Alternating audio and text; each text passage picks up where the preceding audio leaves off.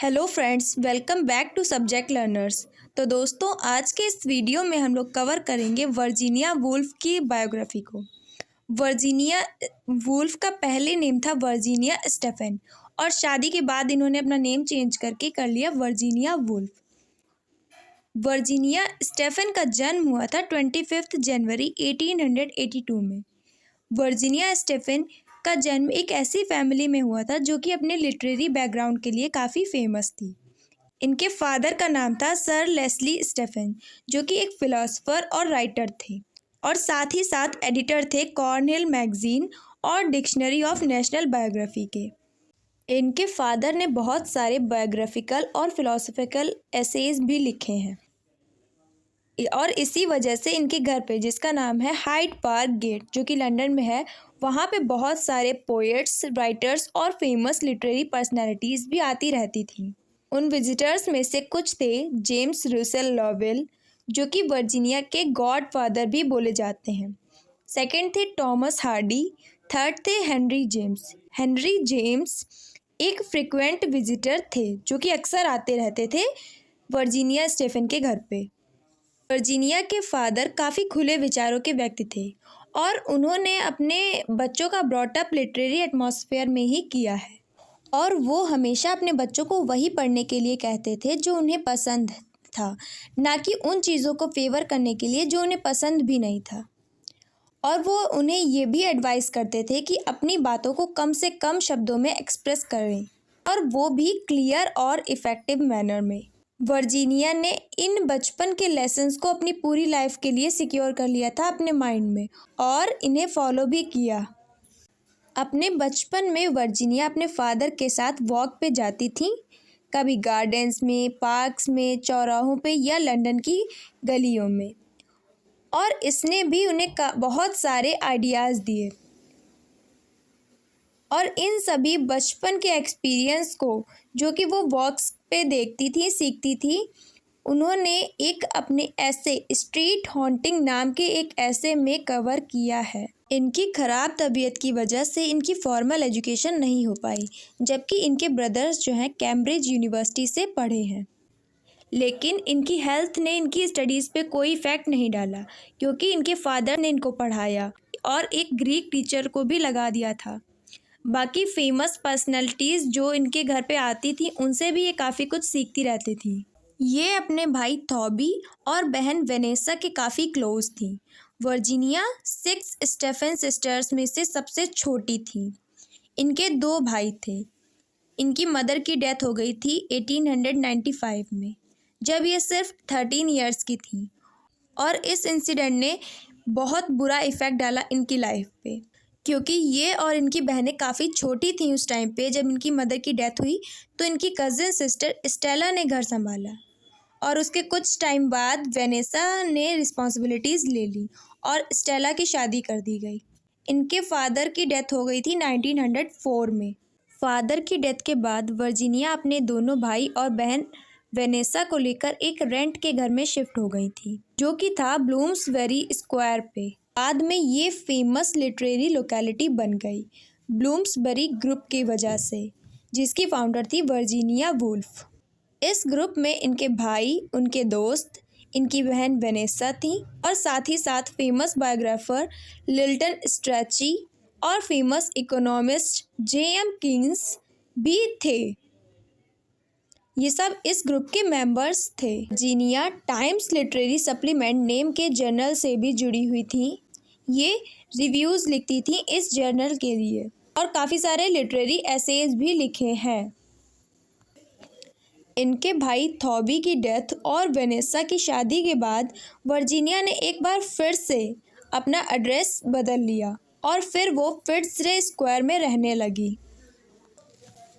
एक बार गर्मियों की दोपहर में वर्जीनिया और वेनेसा थॉबी के रूम में गए कैम्ब्रिज यूनिवर्सिटी। वो दोनों वाइट ड्रेस में ड्रेस्ड अप थी विद लार्ज विक्टोरियन हैट्स। तभी यूनिवर्सिटी का एक यंग मैन उनकी पर्सनैलिटी से काफ़ी इम्प्रेस हो गया और कुछ टाइम बाद उनकी इंगेजमेंट हो गई और वर्जीनिया ने इंगेजमेंट अनाउंस की एक लेटर में। जल्द ही वर्जीनिया की शादी हो गई लियोनार्ड वुल्फ के साथ और वर्जीनिया स्टेफन बन गई वर्जीनिया वुल्फ। फिर ये लोग होगार्थ हाउस में शिफ्ट हो गए और वहाँ इन्होंने एक हैंड प्रेस खरीदा 1917 में और उस प्रेस को नेम दिया होगार्थ प्रेस। इनके वर्क्स इसी प्रेस में पब्लिश होते थे, लेकिन 30 के बाद ही इन्होंने नॉवेल्स लिखना स्टार्ट किया। तब तक उन्होंने खुद को रिव्यूज़ लिखने में बिजी रखा। इनकी इमेजिनेशन पावर बहुत स्ट्रॉन्ग थी। इनकी राइटिंग्स जानी जाती हैं लिरिकल चार्म और इमेजरी की वजह से। इनकी हेल्थ इनके लिए काफ़ी परेशानी का कारण थी, लेकिन इन्होंने अपना अटेंशन लिटरेरी वर्क से कहीं और डाइवर्ट नहीं होने दिया। जब वर्ल्ड वॉर फर्स्ट छिड़ा था तब इनकी मैरिड लाइफ जस्ट स्टार्ट हुई थी और तब इन्होंने ह्यूमन हिस्ट्री का ब्लडीएस्ट वार एक्सपीरियंस किया।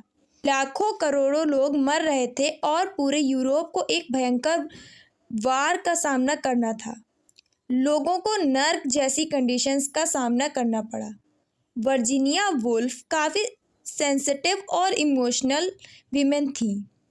इन सभी चीज़ों ने बहुत इफ़ेक्ट किया उनको भी और उनकी राइटिंग्स को भी। हालांकि उनके पास बहुत लिमिटेड एक्सपीरियंस था ज़िंदगी का, लेकिन उनकी नॉवेल्स ने लाइफ के अलग अलग एस्पेक्ट्स को बहुत ही अच्छी तरीके से, बहुत ही बारीकी से प्रेजेंट किया है। लिनार्ड के साथ इनकी शादी ने भी इनकी लाइफ को चेंज नहीं कर पाया और ना ही इनकी मेंटल हेल्थ को। ऐसे ही करते करते सेकेंड वर्ल्ड वॉर आ गया और इनको डिप्रेशन और इल हेल्थ का से सफ़र करना पड़ा। लेकिन इतना सब होने के बावजूद इन्होंने हार नहीं मानी और ज़्यादा से ज़्यादा नॉवेल्स, एसेज, आर्टिकल्स लिखना कंटिन्यू रखा।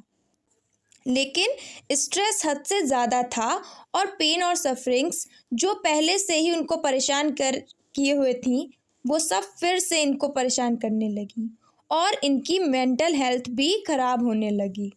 और एक दिन 28 मार्च 1941 के दिन जब इन्हें ये फील हुआ कि अब ये और सफ़र नहीं कर सकती, तब ये अपने घर के पास ही एक रिवर में गई और अपनी नाव में पत्थर भरने लगी और डूबने की वजह से इनकी डेथ हो गई।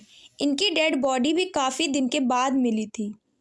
कोई क्लियर रीज़न नहीं था जो कि ये बता सके कि इनकी डेथ किस वजह से हुई, लेकिन जो थे वो थे इनकी इल हेल्थ, डिप्रेशन, इनके चाइल्डहुड में हुआ एक सेक्सुअल हैरेसमेंट जो कि इनके कज़िन ने किया था, इनके पेरेंट्स और भाई की डेथ, वर्ल्ड वार सेकेंड ने इनके ये सारे ज़ख्म फिर से खोल दिए और उनको ये रियलाइज़ हुआ कि अब वो रिकवर नहीं कर पाएंगी और सुसाइड करते करते वो अपने हस्बैंड के लिए एक नोट भी छोड़ गई जिसमें लिखा था, I feel certain I am going mad again. I feel we can not go through another of these horrible times and I shan't recover this time. I hear voices and cannot concentrate on my work. I have fought against it but cannot fight any longer. I owe all my happiness in life to you. You have been perfectly good. I cannot go on and spoil your life. अब इनके कुछ famous works देख लेते हैं। First है the voyage out 1915 का। First novel है जिसको 1906 से लिखना स्टार्ट किया था वर्जीनिया ने और 1913 तक इसको कंप्लीट किया और 1915 में पब्लिश करवाया। सेकंड पीरियोडिकल एसेज 1916, ये कुछ रिव्यूज़ वगैरह हैं। 1916 में इनको कुछ फाइनेंशियल इश्यूज़ थे जिसकी वजह से इन्होंने पीरियोडिकल एसेज लिखना स्टार्ट कर दिया था और 1922 तक 151 रिव्यूज़ लिखे थे। थर्ड है मिसेस डेलोवे। मिसेस डेलोवे एक नॉवेल है जो कि पोस्ट वर्ल्ड वॉर फर्स्ट के टाइम की एक fictional upper class lady Mrs Clarissa डेलोवे की लाइफ के एक दिन का डिटेल्ड डिस्क्रिप्शन है। फोर्थ है Jacobs room 1922, Orlando 1928, the waves 1931 और अ रूम ऑफ वंस ओन 1929। ये इनका मोस्ट फेमस ऐसे है। बिटवीन द एक्ट इनकी एक फाइनल नॉवेल है जो कि इनकी डेथ के कुछ टाइम बाद ही पब्लिश हुई थी। And that's all about Virginia Woolf. Hope you have like the video, then please like share and subscribe to Subject learners.